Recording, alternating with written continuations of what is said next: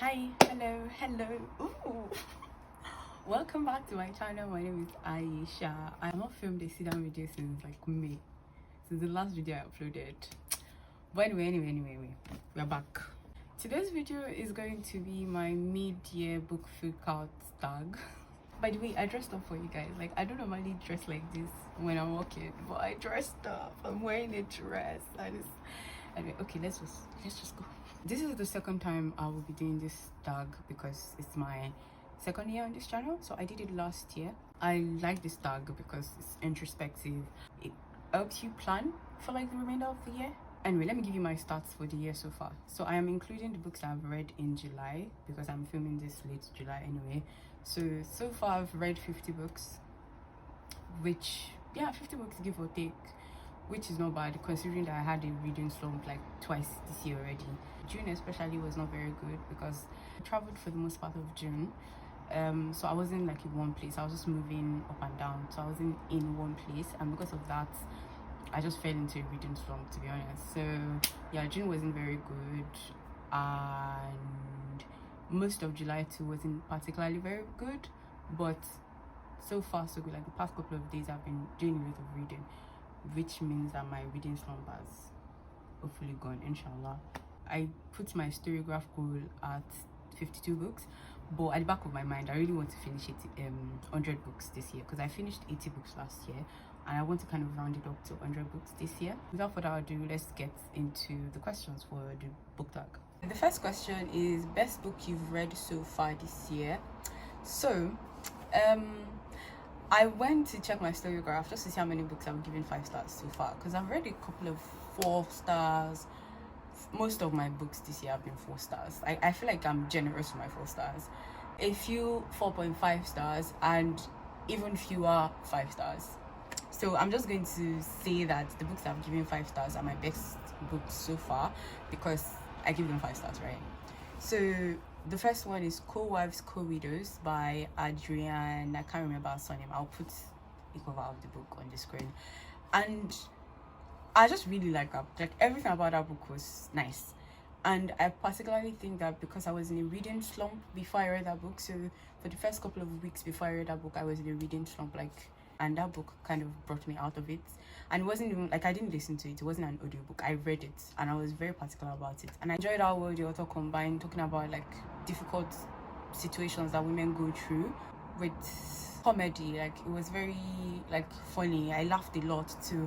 And the romance inside, like the kind of language that the author used to describe some of the romantic scenes in the book, it was a lot. And it was translated fiction. This book is a translated fiction which is set in Bangui in Central African Republic. And I feel like because it was also the first time I was reading something from Central African Republic, I was very invested in the experience that this book gave me. I was so invested in it that when I saw that their official language is Sango, which is the spelling is similar to the spelling of the god of thunder in Yoruba culture, which is called Shango. So I kind of just went into this deep dive of how does Sango sound like. That's how I know that the correct pronunciation is Sango. What does it sound like? What is it like to live in Bangui in Central African Republic? What is the culture like? And I just went into this deep dive, which sort of brought me out of the reading slump. So I really appreciated this book. I love everything about this book. And one of my favorite characters of all time, Ndogo Pasi, she's one of the main characters in this book, which just made me really appreciate the book more. The other book I gave 5 stars is a book I finished recently called A Funny Kind of Paradise by Joe Owens, if I'm remembering this correctly. This is also one of the books that brought me out of another reading slump, and I was surprised by the way that I flew through this book. Like I was invested in this book, and this book is a character-driven book. Like there was no apparent plot. It's a character-driven book, and the main character she's non-verbal. Like she's her name is Francesca, and she has had a stroke. She's in a care facility, and she's narrating the story to us, but in a way she's kind of speaking to a dead friend. She's telling our friend the story in her head, but we are also in on the story, and this woman is non-verbal. So it's basically just like all of the goings on in the care facility, how she's feeling, and there were recaps into her like past and how she mothered her children. So there's a kind of like bit of motherhood theme there as well, and I was just very surprised by this book. So I just gave it 5 stars. Like, I was blown away by the fact that I really enjoyed this book. I don't like character-driven books. So those are my favorite books so far.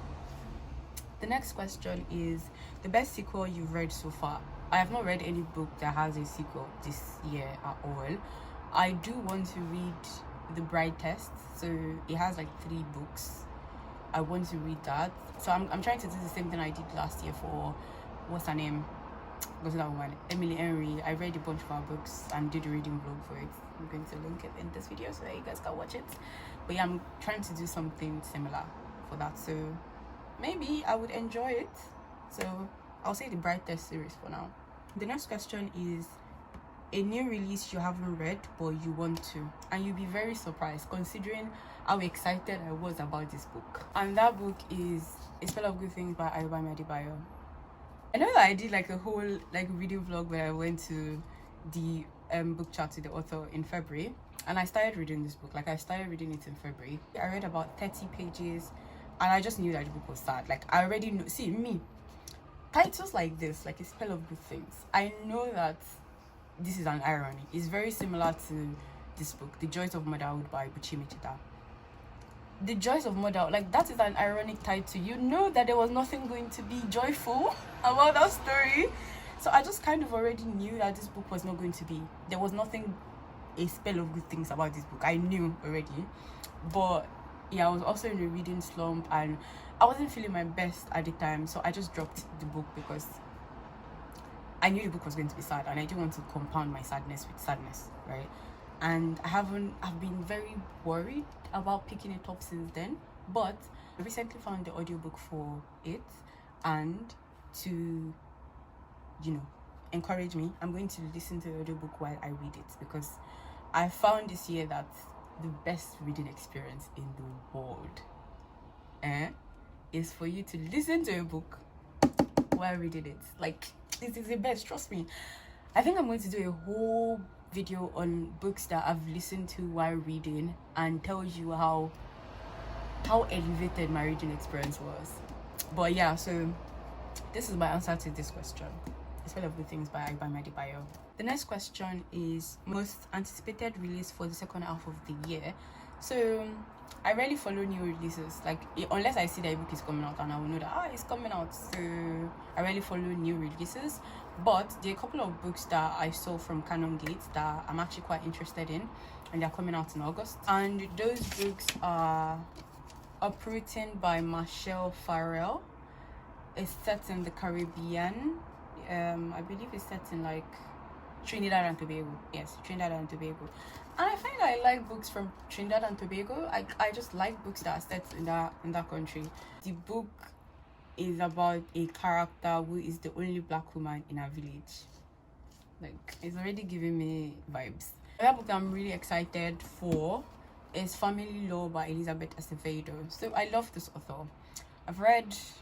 If I've not read all of her other books, I'm pretty sure I've read like most of it.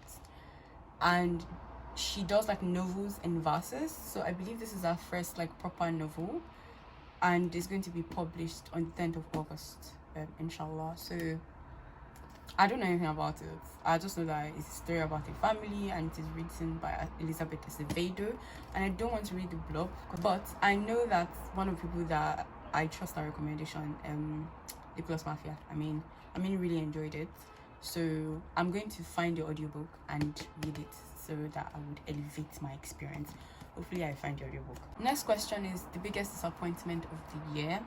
So I've not had any big disappointment, and I really hope that A Spell of Good Things does not fall into that category. I don't even think it's going to happen, because it's not going to happen. Anyway, so unlike last year, I've not had any big book that I've been expecting and any disappointed me.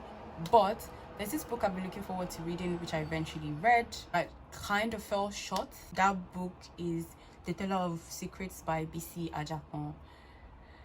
So I enjoyed the first half of this book. Like, I enjoyed how well the first half of the book was written, but the second half of the book just fell short, and I think I gave it like 3 stars or 3.5 stars, which was disappointing because of how much the book sets me up for goodness in the first half. Like, it was setting me up for, oh, you're going to love this book, it's going to be 5 stars in the first half of the book, and then in the second half I was just like, sis, what are you doing? But I know that she has a new book, I think Daughters in Exile, and I'm pretty sure I'm going to enjoy that one because this is her debut, and yeah, that one is promising. So I listened to this video and I realized that I skipped one question, and that question is your biggest surprise for the year. And my biggest surprise for the year, I have 2 books actually. I've already mentioned one of them.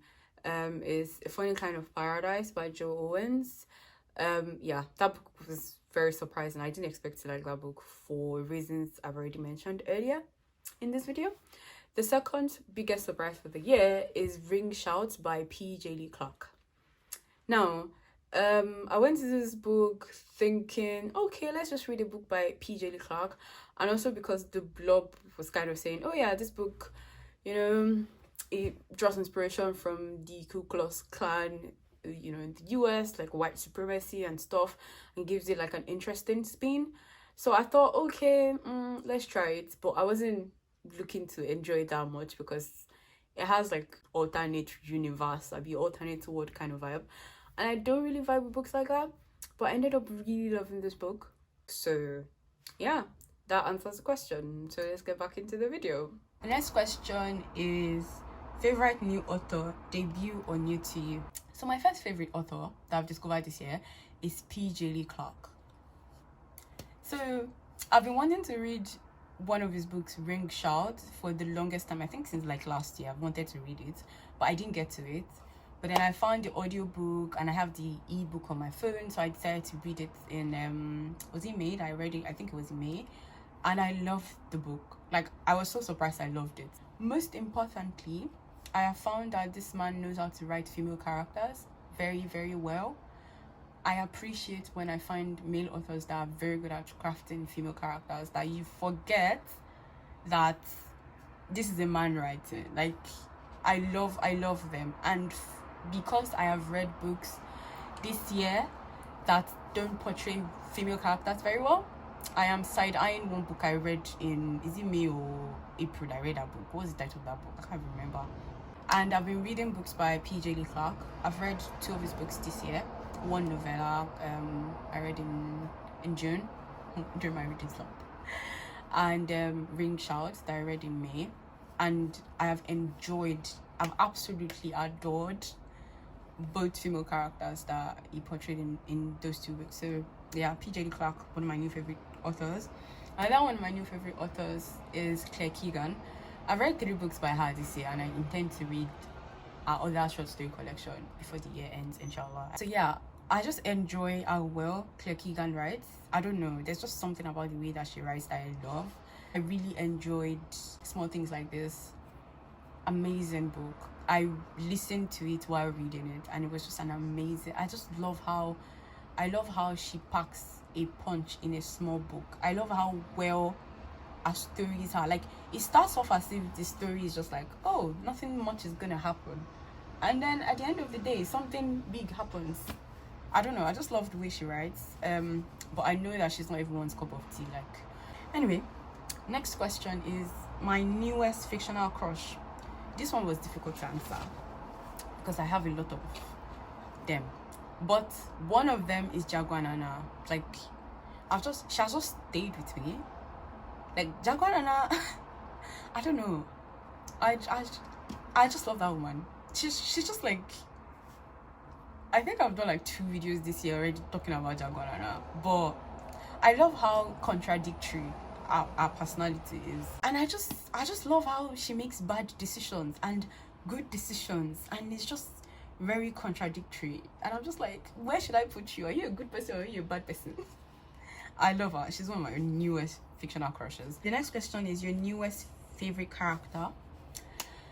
I'm just going to say Francesca from A Funny Kind of Paradise. because it was unexpected. I wasn't expecting to like her, and I actually did. So yeah, Fran, it's one of my favorite characters now. Books that made you cry. At this time last year, I'd read a couple of books that made me cry. Like, I was in tears. But funny enough, most of the books I've read this year, they've just made me sad. Like, most of the sad books I've read this year, they've just made me like sad, not actual crying. But the ones that I've actually teared up reading are In Company of Men by Veronica Thajo, which was the first book I read this year. Wandering Souls by Cecile Pin, I think, yeah, teared up quite a lot while reading that book. It was a sad book. And First They Erased Our Names. This is a non-fiction by Abibur Rahman, I believe. Oh, this was the game changer. I was just like, people are going through this. This book centers the experiences of Rohingya people in Burma. If you will read any non-fiction this year, make sure you read this one. Books that have made me happy. Books that have made me like really happy without making me sad at the same time. They're not a lot. Anyway, one of them is Keys for Iwis. I don't know how to pronounce this thing. It's a collection of short stories, like flash fiction, set in Ghana. And I'm Nigerian. Ghana is like my sister country. So anyway, many of the stories from this collection made me laugh. I was very happy reading this collection. Another book that has made me really happy this year is House of Shells by Efwa Traore. I love middle grade books, right? And for somebody that loves middle grade books, I haven't read a lot this year, so we need to change that ASAP. I just really enjoyed this book. It was very nostalgic because it's set in Nigeria. And Watch Day Diaries. This is a graphic novel. We'll call it a novel. I love the animations in this book. They were just very empowering because it's a book that centers the experiences of Black women washing their hair, but also talking about their lives. Just like very cute, very vibrant. The colors were vibrant. I love the drawings in the book, and I just love the friendship between the Black women in the book as well. I was very happy. I really enjoyed the book. Next question is the most beautiful book you've bought this year or received this year. These two books that I showed earlier, they're really beautiful. Like, just look at it. Canon Gates, they know how to do their covers. Ayobami Adebayo's A Spell of Good Things. I love this cover. This is my favorite cover. Another really beautiful book. This book I think I'm reading like next because I was waiting in line for the audiobook to come from my library app, because I have this physical copy, right? And I wanted to listen to it while reading it. So I think I'm just going to start it now before July ends, because I don't know what you mean and what you don't. The title is very long and it's a short story collection by J.C. Long. I'm very eager to see where this book is going to take me, because like other beautiful books that I've gotten this year is this Nigerian edition of I Am Still With You by Emmanuel Iduma, husband of my fave, Uchenna, my very good friend, kindly gifted me this copy. Another beautiful book that I got this year is this paperback version of Vagabonds by Elosa Osunde. And finally, the last question: what books do you need to read by the end of the year? Whew. All of these books I need to read by the end of the year. Well, not need to, but I will read a couple of them, but I'm not promising anything. But yeah, because all of the books I mentioned that I needed to read by the end of last year, I only read like a couple of them, so don't judge me. Another book that I need to read before the end of the year is Bird Summons by Leila Belela. So I started this book already. I started it with Benedicta that betrayed me. And then we both agreed that the beginning is slow. Tell me why Bene went to finish this book behind my back. So because she has finished it, now I have to finish it. Thank you for sticking around on my channel on my 2 months hiatus. I want to promise that it will not happen again, but life can happen, right? So I really hope you enjoyed this video as much as I enjoyed filming it. Don't forget to like, share and subscribe. Also, let me know your favorite book of the year so far in the comment section. I will see you in my next video. Bye.